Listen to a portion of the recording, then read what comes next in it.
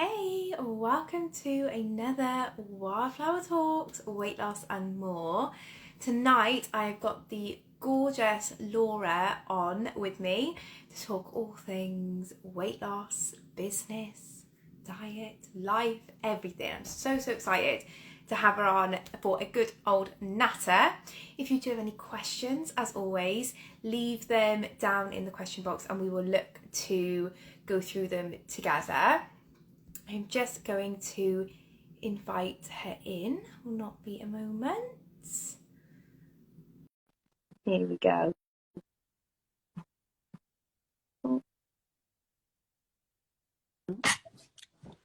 Hi. Hello. Sorry, I've just got children screaming upstairs. Husband's on his way up there. Oh, that's okay. I'm just going to quickly, I don't think my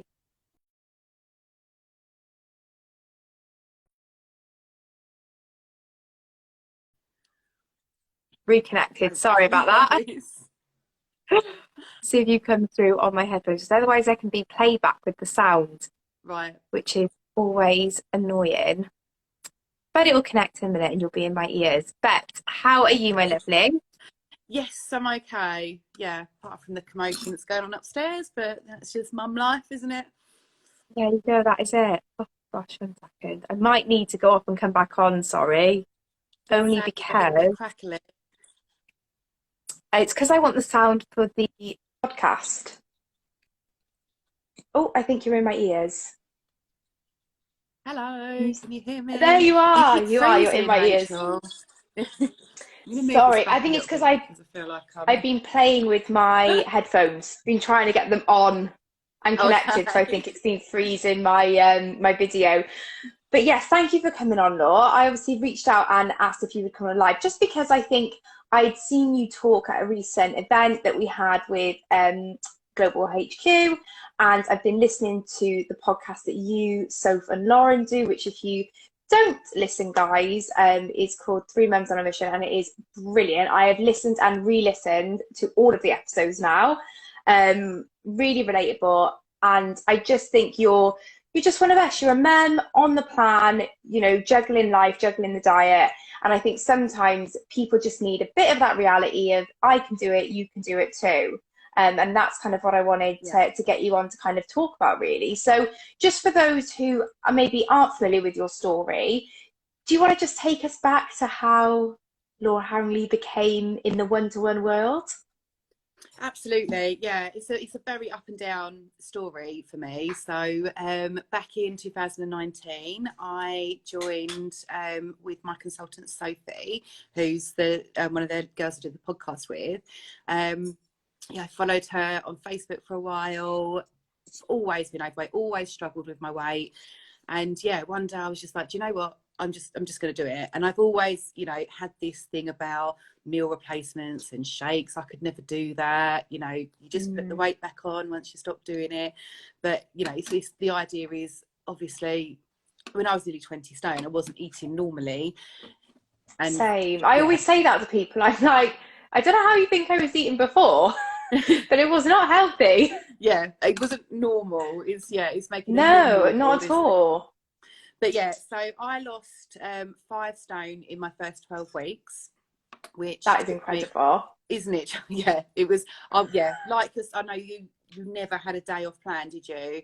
And that's what I was like. I was so strict, and yeah, that took me up to Christmas Eve. And then I've carried on my journey early 2020 and decided I was going to become a consultant. And I'm not going to lie, I spoke to Soph about might get some clients, but really it's going to help me on my weight loss journey, and I'm going to get the products cheap. So genuinely, I wasn't looking at it as I'm going to start this big business. It was just, I'm doing this, and I want to get the products cheap. So within a week I had 10 clients, and I was like, actually, this is amazing, supporting people who are miserable like I was, and actually changing their lives. Like, it's like, I just got the bug for it, really. It's so infectious, isn't it? Like, there is nothing. I have never had fulfillment like it, like I do for this job. Like, it's just incredible. Absolutely. Because and you can relate, can't you? Like, you see them and you're like, I get how you feel. I really, really empathize with you. And I think it's the type, there's not many relationships in life like that, where I think you're like, you're my person, I get you, like I don't have to explain it. I don't, I had a Slimmer say to me today, I was watching your stories when you talked about being away in Edinburgh and some of the fears that you would have had before. And she was like, I've never heard anyone say that they are scared of the towel fitting around them or fitting in an airplane seat. So you don't hear things like that from people. You feel really isolated. And it's like, no, I get it. Like, I have been there. Absolutely. And that's, I think, a real beauty of this job. Yeah, I always say, like, I've been where you are. I know what you're thinking. I think the same. Like, I'm just a girl that struggles with her weight. And yeah. And had you always struggled with your weight, Laura? Was it something that you'd had from when you were younger?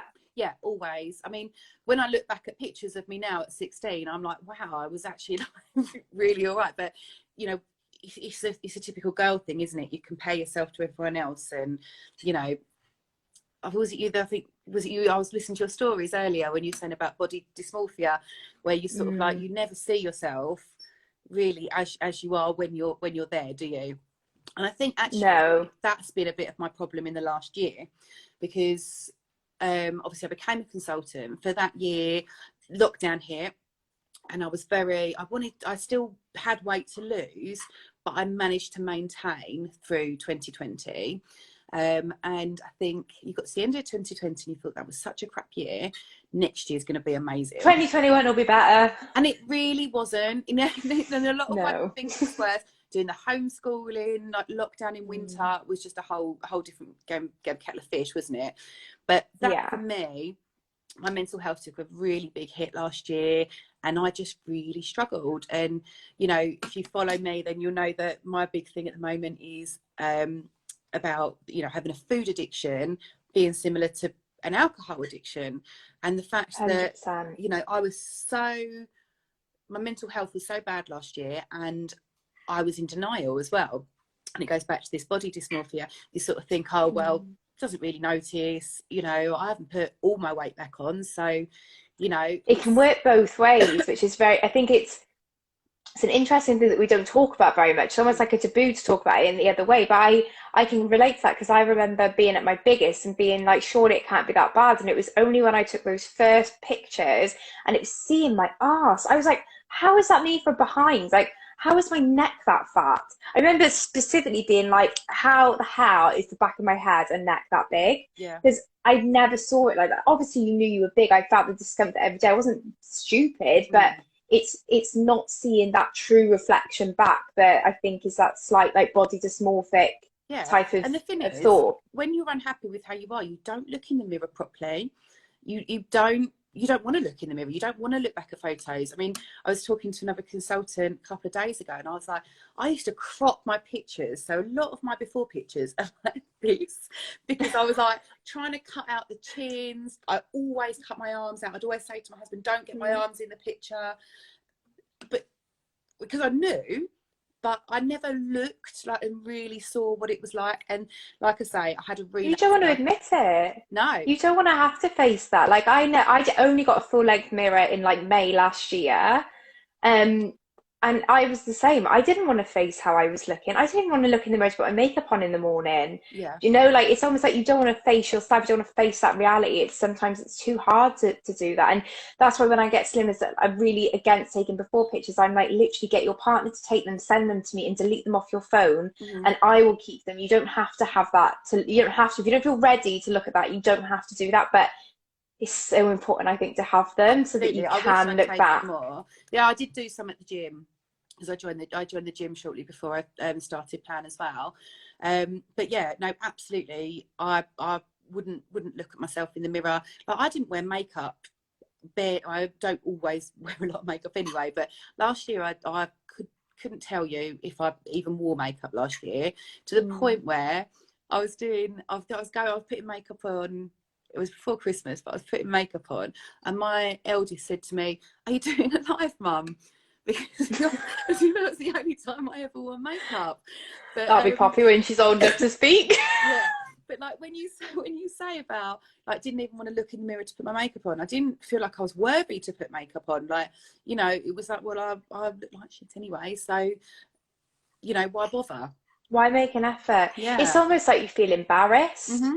Like I literally felt like I was like people going to look at me and be like, oh, why is she even bothering? Yeah, Like absolutely. why even bother? And you kind of put that on yourself and be like, I'm going to look a fool Mm. for even trying to make myself feel good. And it was only when I started the plan and I really started going on that journey of refinding myself. And I always say I was almost like entering into a relationship with myself when I Mm. started plan. You know, when you start off a relationship with someone, you get to know someone, and then you start seeing their good bits and their bad bits. Like I genuinely feel like my whole time on plan, I was learning me. Yeah. I was learning who I was, what my flaws were, what the good parts about me were.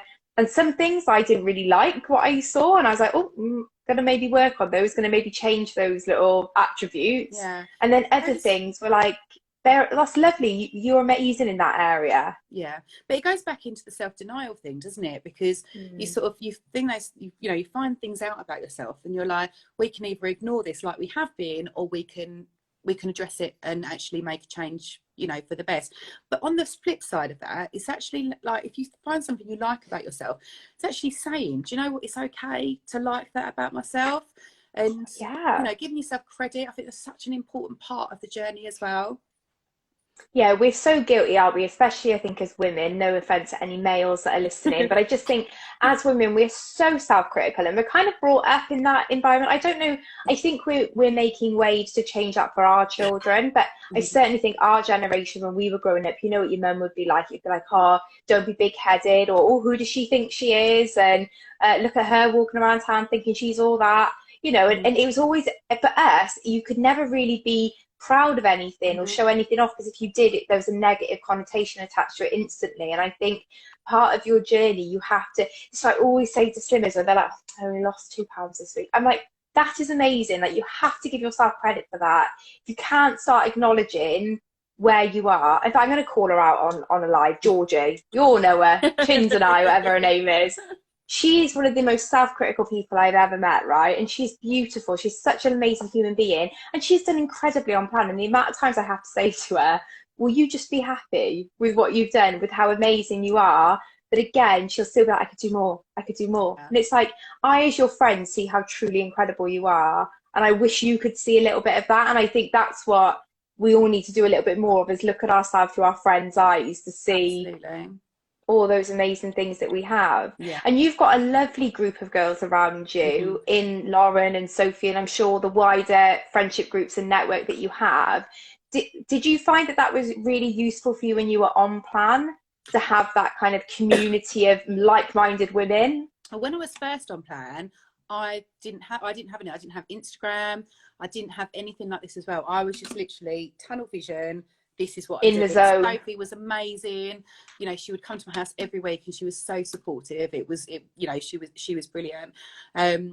And yeah, even like growing my business, like Lauren and Sophie have been awesome, and I've got a lovely team. But I think the turning point for me, excuse me, obviously last Don't be year, silly. you know, I was massively in denial, as I've said. Going to convention, I didn't get back to where I wanted to be for convention, and I felt so anxious, so down on myself. um Oh, love you. but you know, before convention, I had my lashes done and tan done, nails done, so I was like trying to like build myself up. And I think it was when I got back, I made a reel, and I normally, my reels are of my face, or you know, but I did it, so my husband filmed it, and it was one of these dancey ones, and I looked at it and I was like, whoa, that's actually what I look like. And it was that self-realization moment as well. And I was like, I've been in denial, I've been, yeah, I'm just on plan, you know, sort of following the steps. But I was lost. I relapsed, and I didn't want to be the consultant that was struggling with plan. And because it's not the plan, it was just something in my head. But yeah, I had a real eureka moment before Christmas. Lauren and Soph gave me a bit of a talking to, and yeah, really, it was when we started doing the podcast. The first night we did the podcast, we were telling our stories, and I just Oh, realised, it's such a good like I would recommend to everyone going this. If you want to know more about law or any of the other girls, Lauren and Sophie, definitely go and listen, because I think your stories are all very similar, and I think a lot of people who struggle with our weight, we all have similarities, don't we, in our journeys and our stories that have brought us to this place. But you've all got individual elements that I think people relate to differently. Yeah. And I think because I, like you, I had lost weight and then, you know, catastrophically put weight back on. I could kind of, I related to that coming to it again and being like, what has happened? Like, Yeah. how has this happened? Yeah.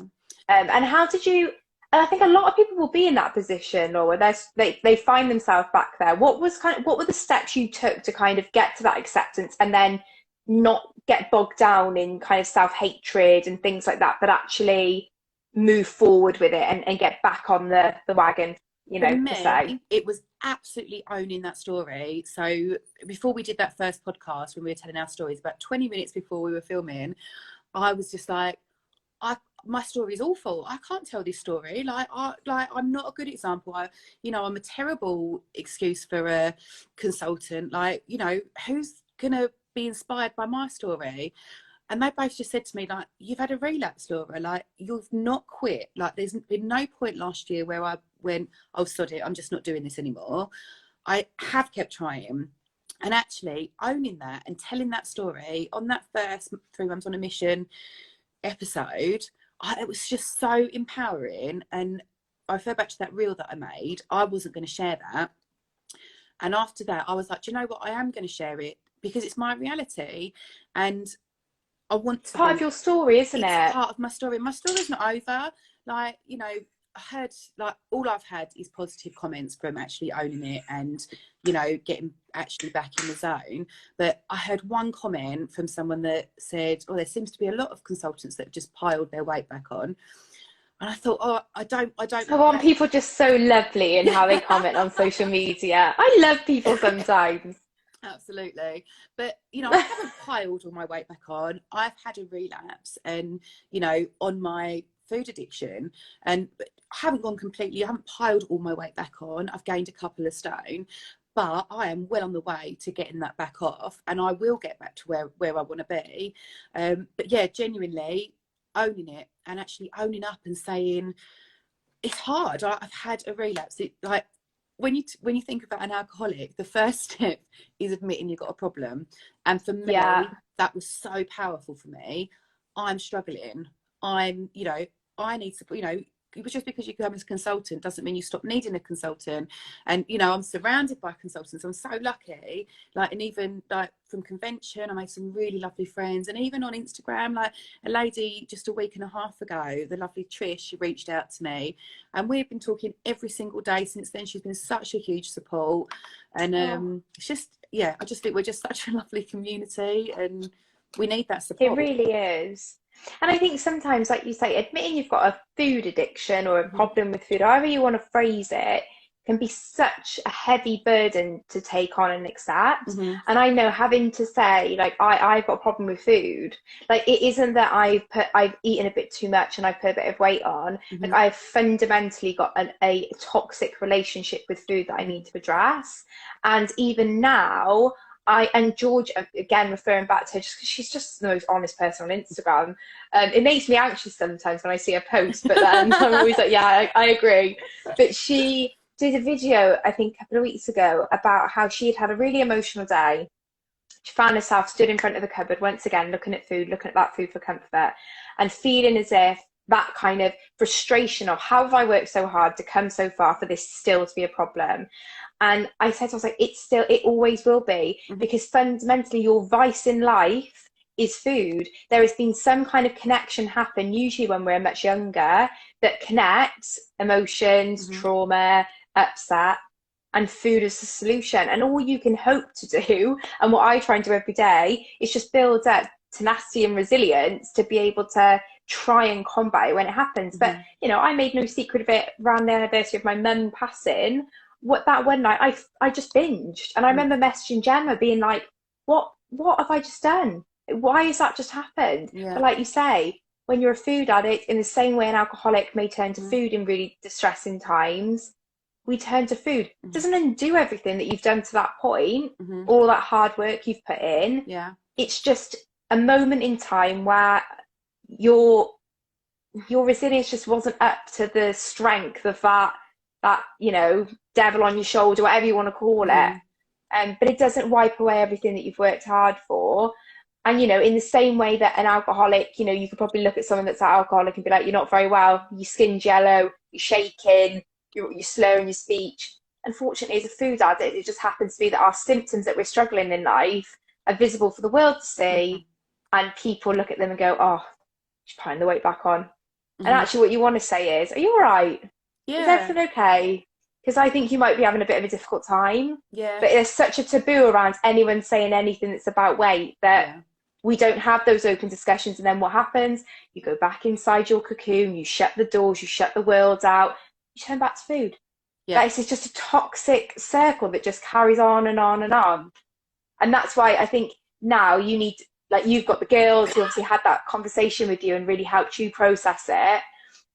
And I had this very similar thing with Jem, even, you know, with Georgie, with Jamie. They'd be like, you're doing that because you're stressed. I think that's the best thing for you to do.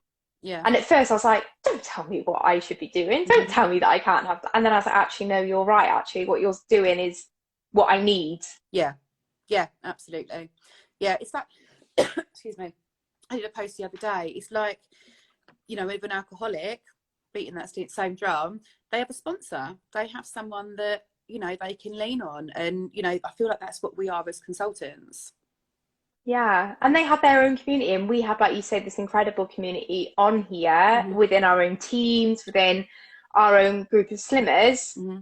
to help you on your way as well. Because I always say, like, your consultant's fantastic. Like you say, it's like that sponsor helping the alcoholic, Mm-hmm. and but your other slimmers, they're your buddies in the trenches. Like they're going Yeah, through it with you. You know, like they're in there deep. So I always say to my slimmers, like, use me. I'm there. I'm that guiding like light, if you like, for you. But surround yourself with good people. I could never have done this plan if it hadn't been for Nat. Like me and Nat, we're like that. Like we did this from day one together, you know. And Gemma was both our consultant, but relationships were very different because I mm-hmm. needed different things from them. Yeah. I needed telling off by Gem, and I needed running to Nat to be like, "Oh, Mum's telling us off again." No, absolutely. That's exactly it. Yeah, like I say, Soph and Lauren have both been amazing. But the lovely Trish, who I've been talking to for the last few days, like, it's exactly what I've needed. And she's in the same boat. She's, you know, getting back on plan. She's had an operation and she's back on plan as of yesterday. So, you know, now I'm sort of supporting her as well. We sat down and did our why, we did a little FaceTime, and yeah, it's lovely, like being able to support each other.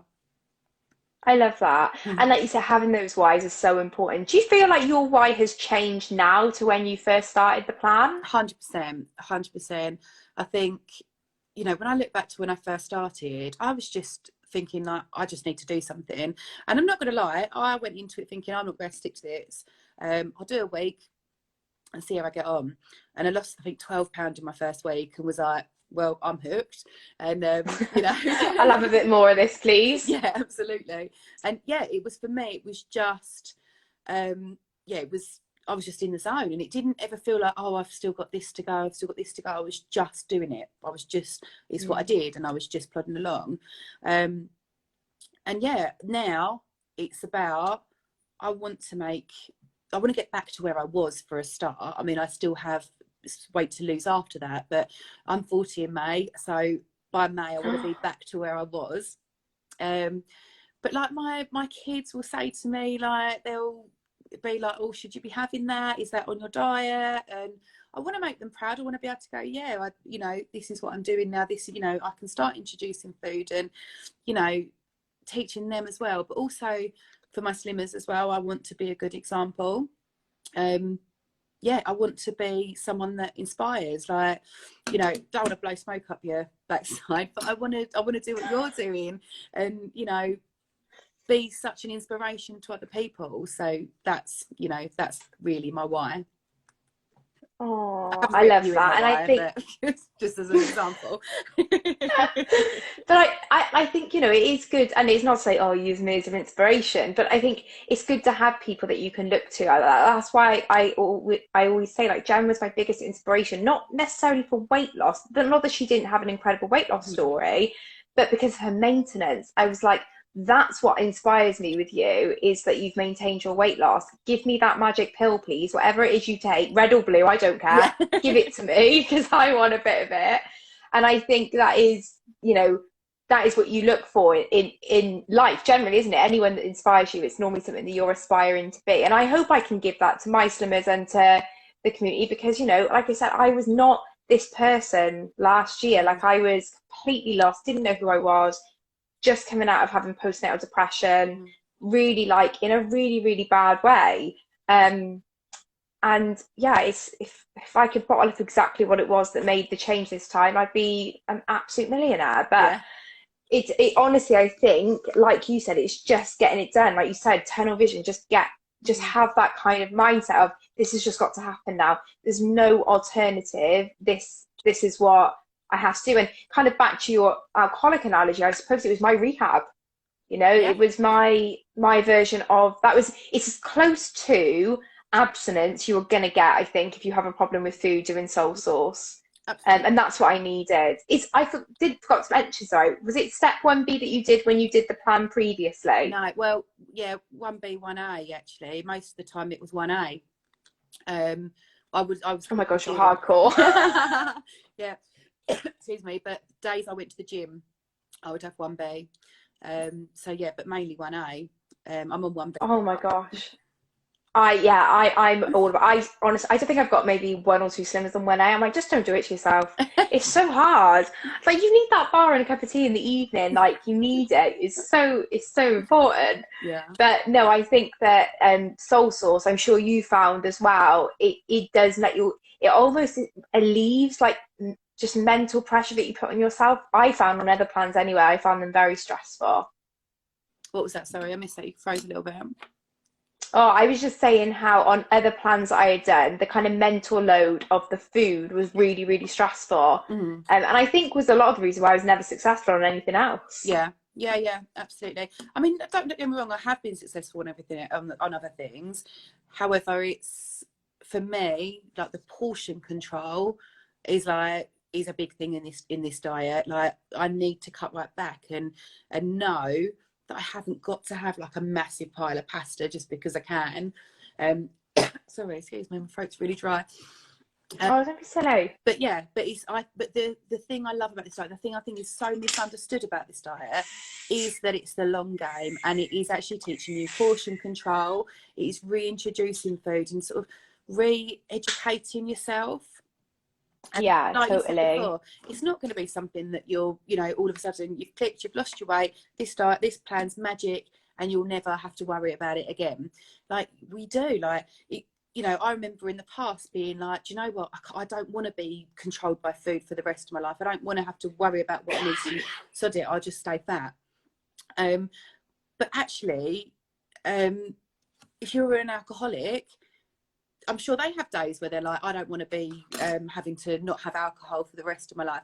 It's the same thing. It's crap. Yeah, it's crap that I've got a food addiction. It's crap that I'm probably going to have this, you know, in me for the rest of my life. But it's what I've got. I've got a food addiction, and it's owning that and saying, well, I'm going to have to deal with it. And, you know, it could be worse. 100%. And that is part of it sometimes, I think. It's just saying, yeah, in an ideal world, I'd love to be able for you not to have to worry about food for the rest of your life, or not for it not to be something that is challenging at times for you. But unfortunately, for some people, it's just the case that that will always be a burden. And I genuinely don't think you get to being as overweight as, you know, I was whenever I started planning, a BMI of pretty much 50. If the relationship is really, really toxic and will need ongoing management. You know, unfortunately, you don't do plan for 9 months and then suddenly you're cured of something you've dealt with for 20 years. Like, that's ridiculous. I had a slimmer today that was like, I don't know why you know, it took me 6 years to put the weight on. I don't know why I think I should be skinny in 2 minutes. Yeah, it's a similar thing. Yeah, and this is the thing. I think I probably got a little bit cocky with it as well. Bit of diva fever crept in. Yeah, absolutely. I've lost all this weight. You know, I feel good. I'm a consultant now. Like, my slimmers are having good weight losses. Yeah, I've put on a little bit of weight, but do you know what? I can get back on plan and lose it like that. Rather than thinking, come on, let's do it. Let's, you know, let's practice what I'm preaching, because, you know, my slimmers are amazing, and, you know, I can support them through the steps and everything. But last year I just, yeah, like I say, my mental health just wasn't in the right place. But absolutely, I keep saying it, but owning it, actually owning the fact that there's an issue, that I have to deal with it forever, it's just been so powerful. It gives you back control. I think if you just accept it and give yourself the power over it, then it doesn't eliminate it. Not for me anyway. If you have managed to not have a problem anymore, more power to you. Yeah. I'm jealous. But it just made me feel more empowered to take more control over it. Before, I think I felt like a victim to food. Whereas now I just feel like I've got much more control over how I manage that relationship. And yeah, you know, I always relate things back to teenage relationships for some reason. It gives you an idea of how good my teenage relationships were. But there'll always be that one boyfriend who treats you like an idiot. He's a gaslighting little shit. But you will still go back to him if he texts you that one night. And you'll come home the next day and you'll be like, oh, why did I do that? I shouldn't have done that.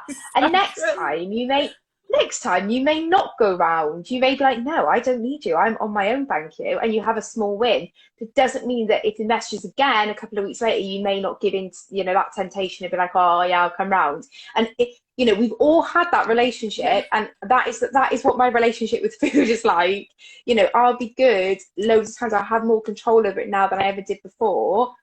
But it's still that little, you know, that little thing that you just can't fully break away from. And you know, when things happen in life, grief, relationship breakdowns, kids get ill, kids' school shuts, so you're homeschooling again, so you've got PTSD from last year popping back up. Like, there's so many things that make you want to turn to food. And you'll hear all the time, or with your slimmers, I'm sure that they struggle with, like, I've come off by a blip. I always say, just take something from that experience, just whatever it was, whether it was a trigger you didn't know about, whether it was you know, I had a sim say that had like a bit of a realization that actually, if she was left on her own downstairs, she can't go into the kitchen. Because if she goes into the kitchen and she's alone, she'll pick. So she was like, right, okay, so one thing I'm going to put in my toolkit is, if I'm alone downstairs, I am not going to go into the kitchen. Or I'm going to make some jelly sweets, cut up a bar and have that in the kitchen. So that's what I pick at. It's not about saying that it's definitely not going to happen, you're definitely not going to pick. We're just going to try our best to make it as best a situation as possible and give you back the control. Absolutely. What are your like top tips for people that struggle with that kind of food addiction, or that are your slimmers? Just reach out to someone. 100%. Like, I'm quite like hands-on with my clients. I message them every day. You know, make sure they know that I struggle if I haven't got the support. So there is never a time where they can't message me, you know, and as soon as I can, I will get back to them. But yeah, like the products work. The plan is, you know, products are good. The plan is amazing. But I don't know if I've heard you say it before as well. I couldn't do it without the support. It is absolutely about the support that, you know, is life changing about this, and it's just making sure you're working through, you know. And really, you know, it's just had a bit of a realization that with my own story, that, you know, owning up to it, that's what I encourage my slimmers to do. Own up to what you've done and let's talk through it, rather than just ignoring it and moving on to the next day. It's actually saying, do you know, Laura, I really struggled yesterday and I binged on a, you know, bar of chocolate. And then we can actually discuss it. We can work through it. We can remove that shame, take that power away from it, and just look at it, almost like remove that. You allow them to kind of remove the emotion from the situation and see the situation in broad daylight, instead of with all this emotional baggage on top of it. And sometimes when you can just see it for what it is, again, you realize that you can have control over that situation. Maybe not fully, but if it comes up again, you know, you can have a bit more control over it. It's we're not magicians. I can't wave my magic wand, and so I'm not a magician. I can't wave my magic wand and take, you know, all those issues away, because like I said, that some of them are so ingrained in you that I think it's impossible sometimes to detach yourself from those. But it's acknowledging, isn't it?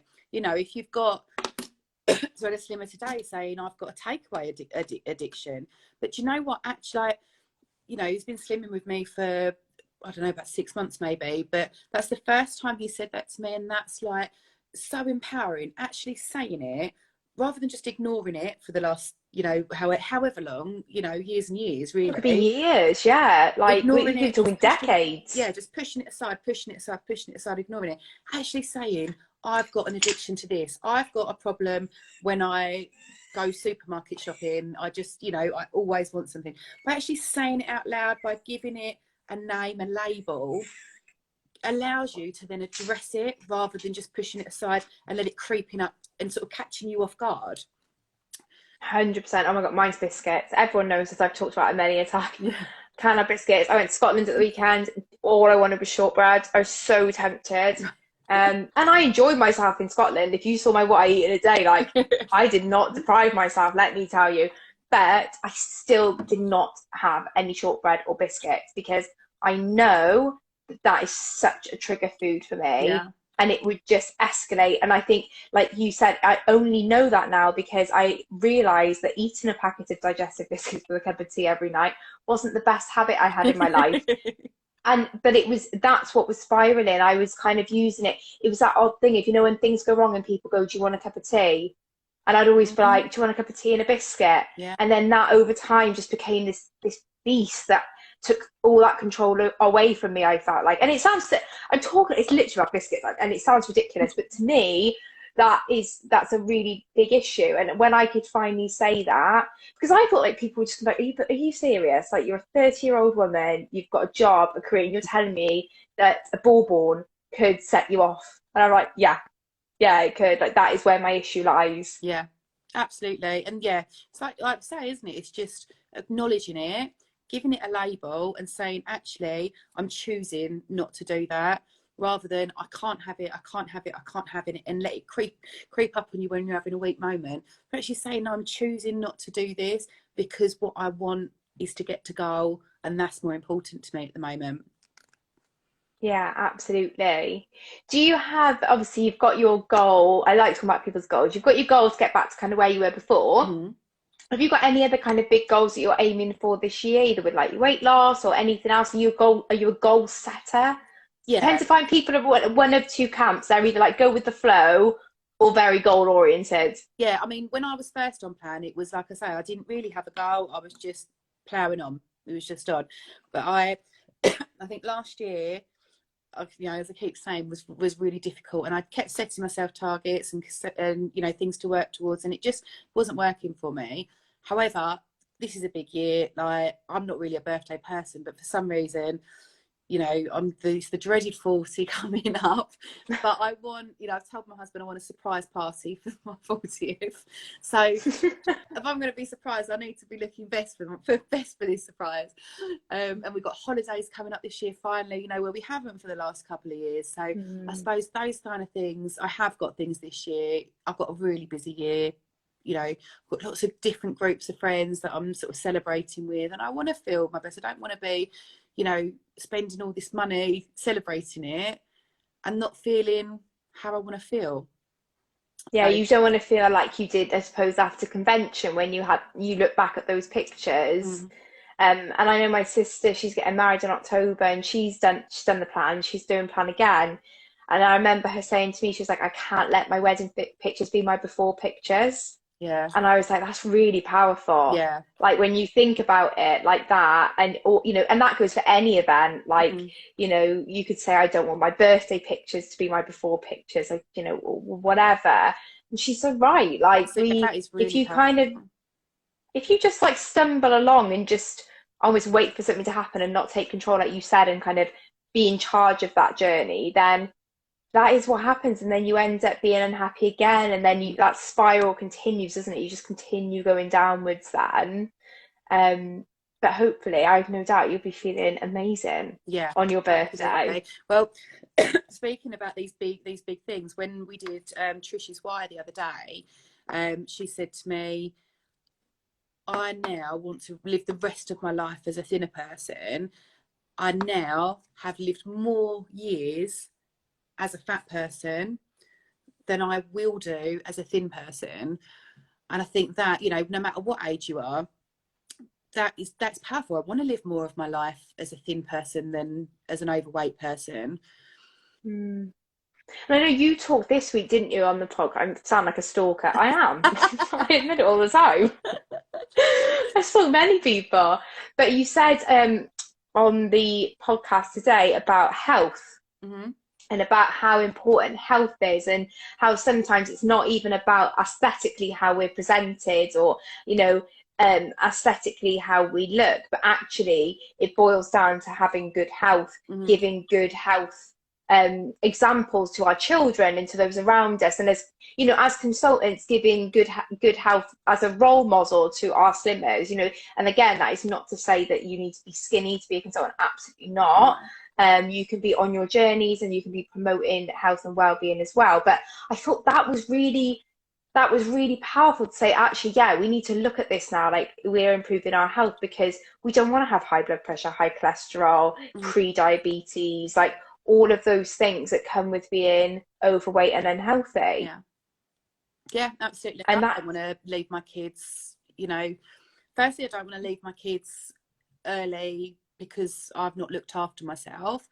But secondly, I don't want them going through the same journey that I am. I know, like, you know, Lauren was talking about, she's got a daughter, and Soph as well. I've got boys, but even with them, I don't want them to have an unhealthy relationship with food. You know, men suffer with this. well, men do. Look at Jamie. Like, Jamie obviously did plan. He lost 6 stone last year. You know, he didn't have a healthy relationship with food. And you know, I think especially in this social media day and age, it affects boys and, you know, teenage boys, young men, as much as young women.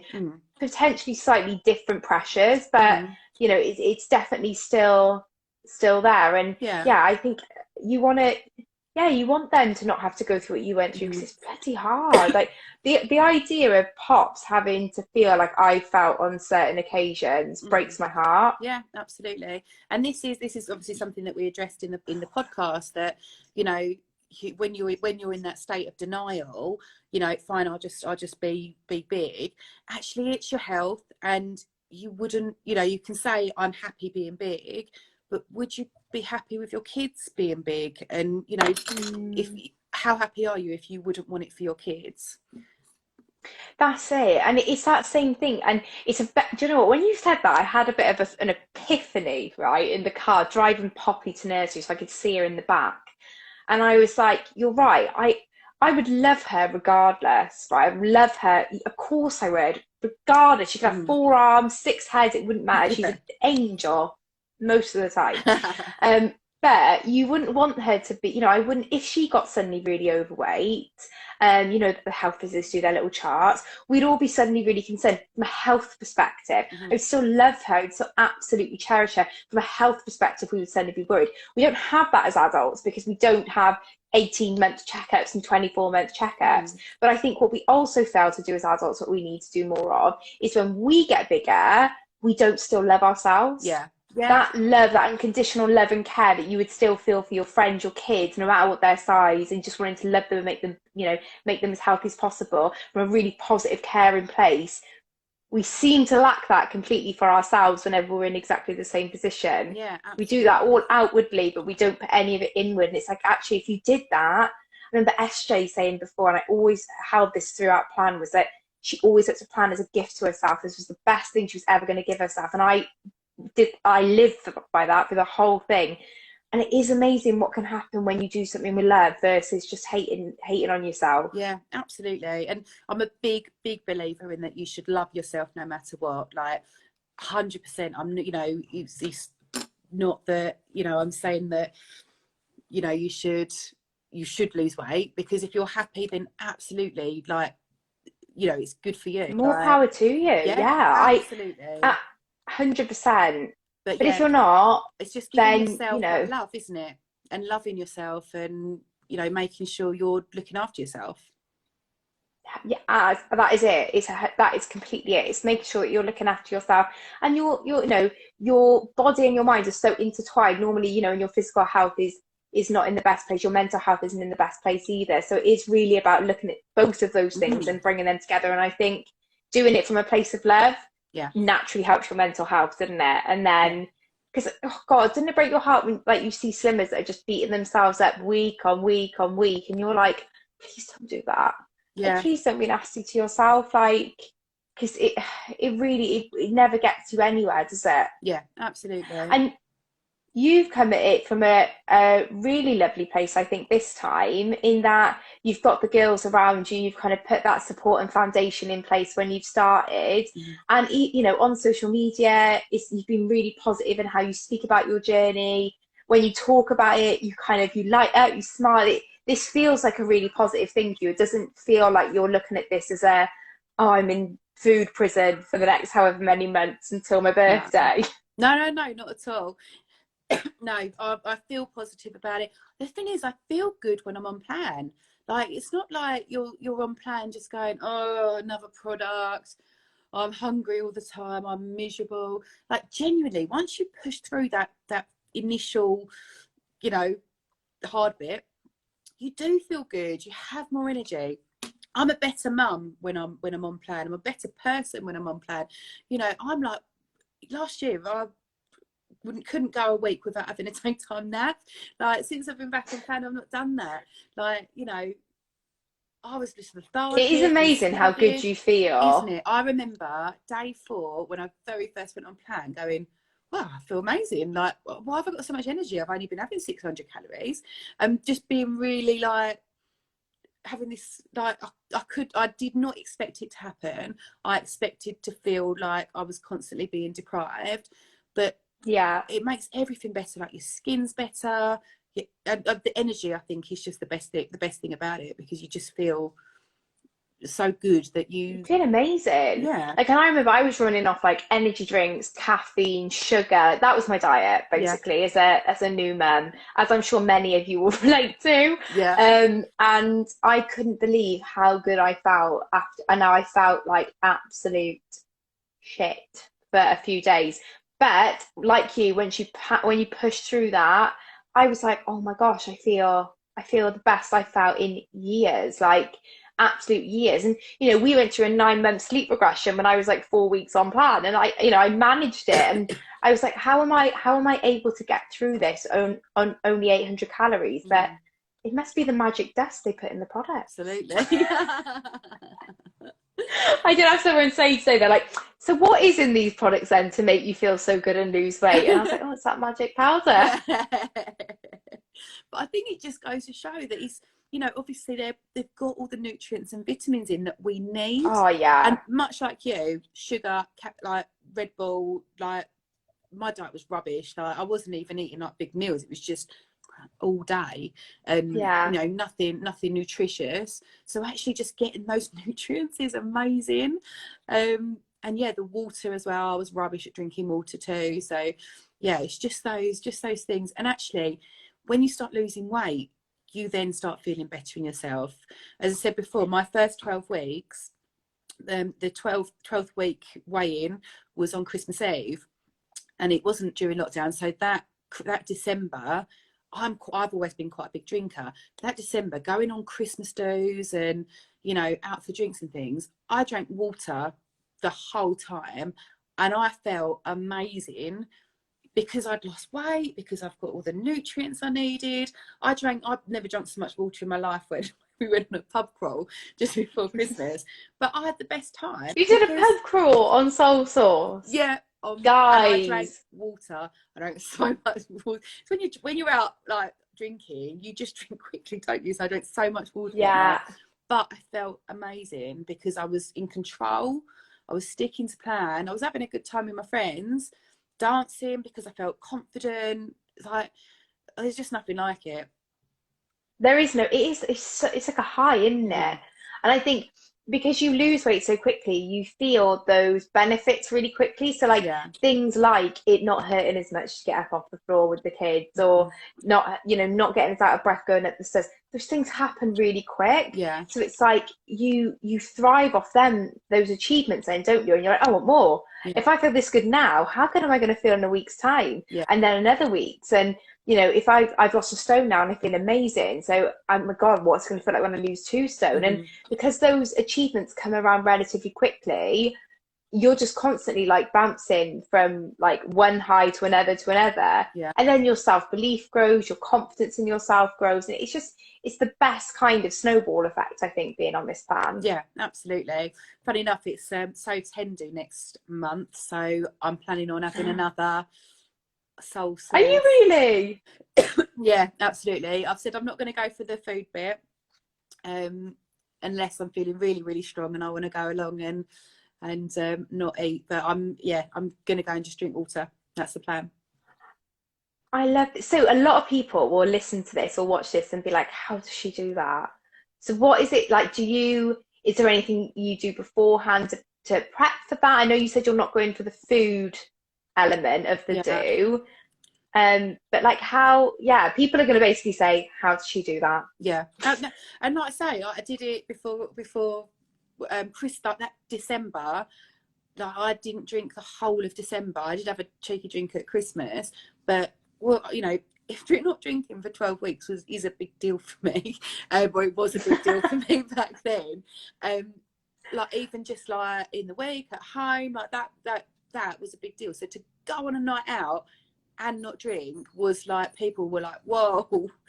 But Are you sure? Right. but it was a decision I made, and I really did and ah because I was like this one particular night. It was with Connor's new football team, so I didn't know all the mums and everything, and I was like, oh, I feel like I need to show that I'm fun, to show that I'm a nice person, like, so they want To to be get my around confidence me. a little bit. But actually, if I was an alcoholic, I'd have to go out and do that, wouldn't I? I'd have, you know, recovering alcoholic, obviously, I'd have to go out and abstain. So do you know what? I think I just saw it like that. I did and ah, but I was like, do you know what? It's more important to me to get to where I want to be. So I made that decision. And you know, people that have just joined and didn't hear you know, when I've sort of owned up to having a relapse, you know, will think that I've always found it that easy. I have not. But I was in denial last year, and I'm back in that place where I'm owning up to it and actually making decisions based on what I want. Have you approached it differently this time, do you think, Ross, doing the plan? Have you gone in the same as before? Have you taken anything from that last journey into this one but changed things as well? Not, I think subconsciously I have, because like really on my first journey, or first part of my journey, it just wasn't, I don't know, I was just working through things just naturally with the plan. And it, you know, I felt like my mindset towards food was changing. You know, hot dogs, the smell of hot dogs, I don't know, they're crap, aren't they? They're processed crap, but the smell of them, I always want one. And I remember being in my first 12 weeks thinking, Laura, there's no nutrition in there that you need. And just being able to go, I'm not having it, there's no nutrition. Whereas this time, you know, last time I was doing it sort of subconsciously. This time I'm bringing that into, but without acknowledging that it's the same thing, if that makes sense. I think you asking me the Yeah. question has just made me realise that it's the same thing. I'm not, I suppose, consciously drawing from that last experience. It's a new journey for me. I suppose as a consultant and someone that wants to set a good example. But yeah, I suppose the theory behind it's the same, isn't it? Yeah, and I think that's sometimes what people can get. It's difficult, isn't it? Because the plan is so simple. There's not a lot to it. It really is the simplest start you'll Yeah, ever do. And sometimes when they come back onto it, because it's the same methodology, they can bring forward their old experience to this new one. And I think that can sometimes it can be brilliant, because there can be some real strengths that you had in that first journey. But I think when you bring that along, you're also reminding yourself, oh, I didn't get to where I wanted to that time. Mm-hmm. So I'm always really interested to hear from people, what are we doing differently this time? You know, they always say, do what you've always done, you'll get what you always get. So it's always like, right, what are we changing now to put us in a different direction? Yeah. I was going to just say, sorry, have you like talked to Soph about anything that you're going to do differently this time? Or even is there anything that you think like, right, I'm going to do the steps differently, or like do this bit differently? Yeah, absolutely. So really, I mean, first journey, second journey, or first part of my journey, this part of my journey, more so I'm thinking, what am I doing differently from this time last year? And it goes back to the denial. For me, it's owning up and saying, I've slipped up. So, for example, I did TDR last week, and this week I'm doing 1B. But previous, so beginning of this month, or beginning of this year, January, I had a real issue with bars. I was like having one and going, that's really nice, I really want another one. And that for me was a trigger. I was finding I was having 2 instead of 1. And you know, obviously that's not, you know, not what the idea was. But for me, bars are a trigger at the moment. So this week I'm doing step 1B, but I'm not letting myself have any bars. However, yesterday I did just have a massive chocolate craving and I just wanted a fruit and nut bar. I like, but honestly, I mean, they're the best, they're like so why crack, wouldn't you? Literally, I just feel like I've got a problem. No, I nearly cried yesterday when I had to pack up my last fruit and nut bar for one of my slimmers. I wanted it myself. I was literally packing orders and I was like, I'm going to have one of those when I finish. I put it in my fitness pal and everything. And then my last order was like 1 fruit and nut bar. I just looked at the thing and Jamie was like, put it in the box. They're so good. They really are. So anyway, so I had one yesterday and it wasn't on my plan. But the first thing I did was message Trish and say, I've got to own up. I've done this. I really want another one. I shouldn't have had it because I know it's my trigger and this is why I've told myself not to have them this week. I shouldn't have done it. And actually owning up to it, because it did cross my mind, I'll just lie about it and it'll be fine. But I was like, no, because if you lie about it, you're going back to that in denial thing that you did last year. Yeah. It'll snowball. And so I actually owned up to it and said, look, I shouldn't have done it, but I'm going to be all right. And actually, I was fine. Nothing, I didn't die. Nothing happened. Nothing bad happened. And I stuck to plan. So for me, what I'm changing or what I'm taking into this time is holding myself accountable to anyone. Love that. It is so important, like you say, you're taking back the power. Mm-hmm. You're taking back control. And even in those moments that you maybe have a slight wobble or go, you don't maybe follow the plan that you set for yourself or with your consultant, being able to say that that's happened without loads of guilt and shame and bad feelings is a really powerful thing. Yeah. And you protect yourself in that instance as well by taking control over that. Mm-hmm.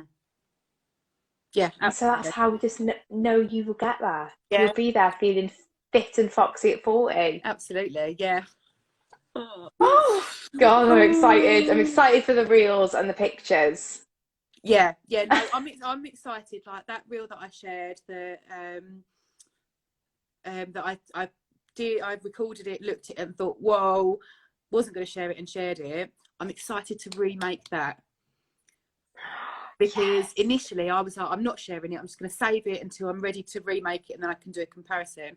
But in the end, I was like, no, Laura, this is your truth. This is your journey. Share it. And then you can always go back and remake it again. So I'm excited to remake that when it. Do you know what? The more people just sharing how it is at the minute, I'm here for it. I feel like people are really putting themselves out there at the minute and really being vulnerable, and actually it just makes people so much more relatable because you're like, oh my God, thank you, I'm like that as well. Or oh my gosh, my belly looks like that, or my thighs clap when I walk up the stairs. And you're like, I'm not alone.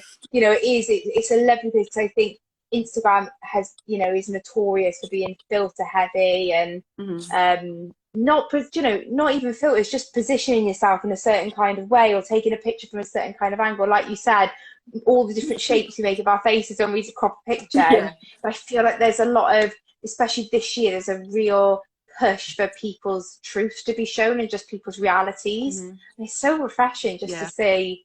I mean, don't get me wrong, I will still have filters on my stories. You ain't seeing, I can't look back at these wrinkles all the time.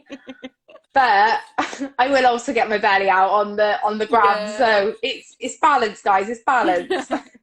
I have to say, more often than not, I will just put what as I am, and that's quite evident when you look at my stories. Sometimes I've had so many colds during January. I remember telling Sophie I was unwell, put it in my story, and then her messaging me going, oh my God, you really are ill.